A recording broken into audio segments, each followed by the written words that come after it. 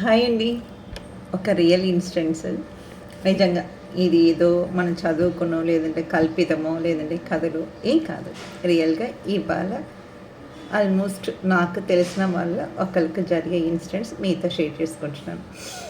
ఒక 85 years old man sick అయ్యారు. Cardiac issue వల్ల సిక్ అయ్యారు. సో కార్డియాక్ హాస్పిటల్లో ఉన్నారు.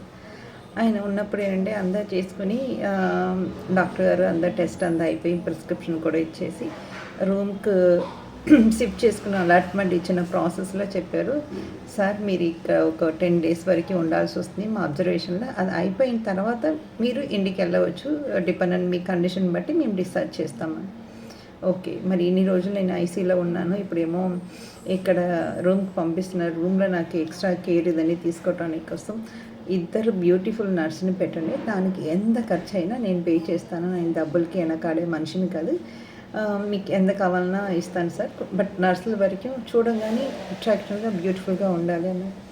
ఆయన ఇలా డాక్టర్ గారు చూసుకుని, సార్ మీ ఏజ్కి మీరు ఈ క్వశ్చన్ నన్ను అడగవచ్చా, కొద్దిగా ఆలోచించండి, అట్లా డీల్ చేయటం కొంత కష్టమో ఏమో అంటే, సార్ మీరు తప్పుగా అనుకుంటున్నారు, ఒక్కసారి నేను చెప్పిన మాట విని మీకు రైట్ అనిపిస్తే నేను అనుకున్న అడిగే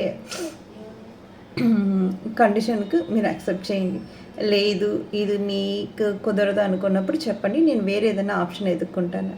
సరే అని చెప్పి ఆ డాక్టర్ వెయిట్గా చేసి చెప్పండి అన్నారు. చెప్పమని చెప్తే, మీరు ఇద్దరు బ్యూటిఫుల్ నర్సెస్ని పెట్టినప్పుడు నాకు ఇద్దరు కొడుకులు ఉన్నారు, వాళ్ళు కనీసం ఉదయం సాయంత్రం ఎవరో ఒకరు లేదంటే ఇద్దరు కలిసి వచ్చి చూసే అవకాశం ఉంటుంది, మీరు అలా పెట్టకపోతే నన్ను చూసే దిక్కు ఉండదు, అది నా పరిస్థితి, నా కోసం నేను అడగలేదు, నా కొడుకుల కోసం అడుగుతాను, ప్లీజ్ మీరు మిమ్మల్ని నన్ను నాన్నని అనుకుంటారో ఎదవని అనుకుంటారో మీ ఇష్టం, ఈ ఒక్క చిన్న రిక్వెస్ట్ వరకు నా కోసం చేయగలుగుతారా, హంపుల్ రిక్వెస్ట్ అండి ప్లీజ్ అండి అన్నారండి.